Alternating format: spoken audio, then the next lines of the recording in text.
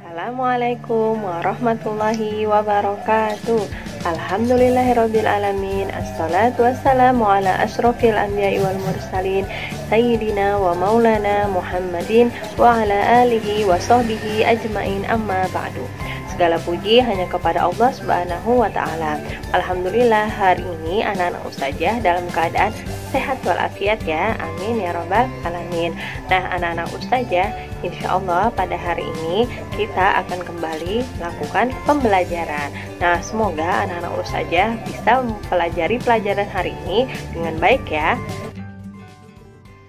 Insya Allah hari ini kita akan belajar tema 4, subtema 1, pembelajaran kedua tentang masalah lingkungan di Kalimantan Selatan.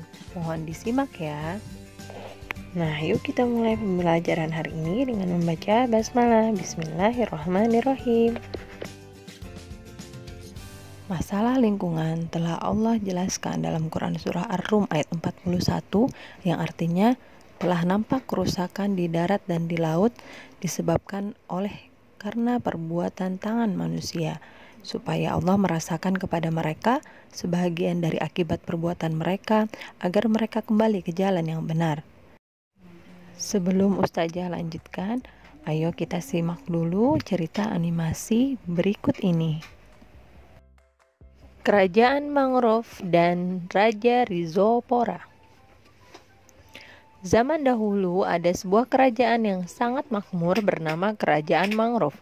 Letak kerajaan tersebut tepat menghadap pesisir pantai yang indah. Rakyatnya sejahtera dan bahagia. Pekerjaan mereka sebagai nelayan, pedagang, dan petani. Kerajaan Mangrove dipimpin oleh seorang raja bijaksana dan pemberani yang bernama Raja Rhizopora dengan permaisurinya bernama Ratu Soneratia. Hal ini yang membuat rakyat menjadi sangat bahagia. Kerajaan Mangrove telah mencapai puncak kejayaan. Banyak kerajaan tetangga yang merasa iri dan dengki. Mereka sudah mengetahui bahwa benteng terkuat dari Kerajaan Mangrove adalah hutan bakau yang berada di pesisir pantai kerajaan. Sehingga secara sembunyi-sembunyi mereka mencuri kayu-kayu bakau dari hutan tersebut. Rakyat Kerajaan Mangrove juga menebangi pohon-pohon bakau di hutan tersebut untuk memperluas areal tambak mereka. Sang raja membiarkannya karena menurut raja penebangan itu dapat meningkatkan kemakmuran Kerajaan Mangrove. Dengan banyaknya penebangan, maka sedikit demi sedikit benteng pertahanan Kerajaan Mangrove hancur. Akibatnya terjadilah bencana di Kerajaan Mangrove. Wilayah Kerajaan Mangrove sedikit demi sedikit menjadi sempit dan ikan-ikan di tambak makin sulit berkembang biak. Kerajaan Mangrove dihantam ombak besar karena tidak ada lagi bentengnya. Sangat beruntung, istana Kerajaan Mangrove dan pemukiman penduduk hanya sedikit mengalami kerusakan. Melihat bencana tersebut, maka Raja Rhizopora melakukan pertemuan untuk membahas masalah ini. Permaisuri Raja menyarankan untuk kembali menanami hutan di pesisir pantai tersebut.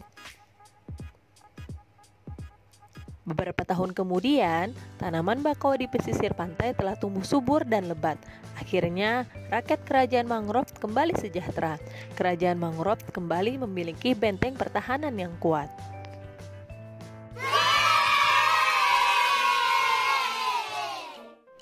Nah, cerita tadi happy ending.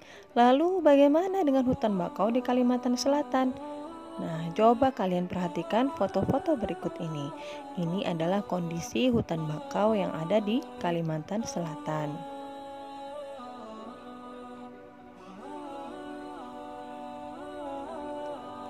Berdasarkan berita, dikatakan bahwa hutan bakau di Kalimantan Selatan 70% rusak dan kondisinya kritis.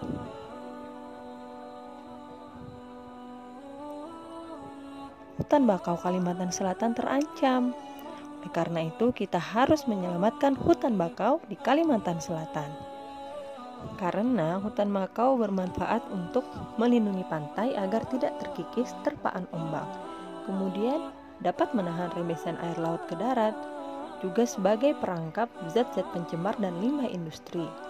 Hutan bakau juga dapat membantu menciptakan udara yang bersih dan segar sebagai tempat tinggal hewan laut dan darat, serta dapat mengurangi dampak bencana akibat gelombang laut.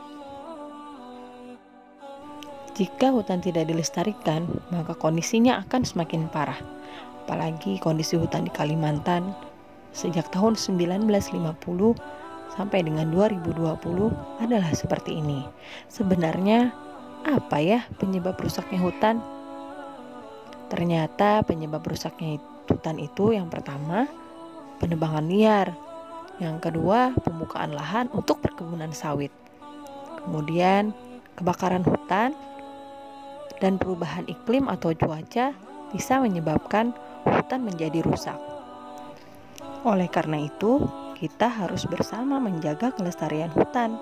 Nah, salah satunya dengan cara yang sangat sederhana seperti proyek pelestarian tumbuhan berikut ini.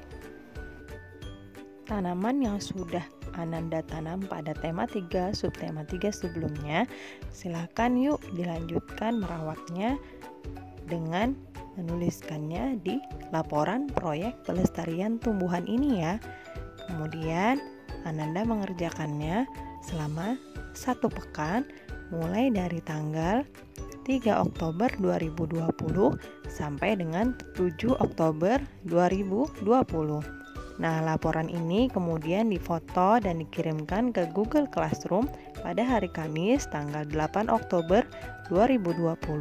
Semoga berhasil ya anak-anak Ustazah untuk melakukan proyek ini.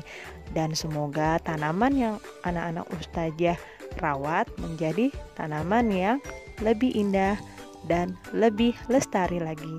Amin ya Rabbal Alamin.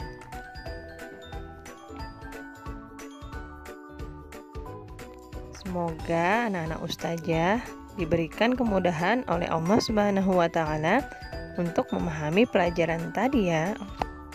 Mari kita akhiri pembelajaran hari ini dengan mengucapkan hamdalah, alhamdulillahi rabbil alamin. Terima kasih atas perhatiannya. Wabillahi taufik wal hidayah. Wassalamualaikum warahmatullahi wabarakatuh.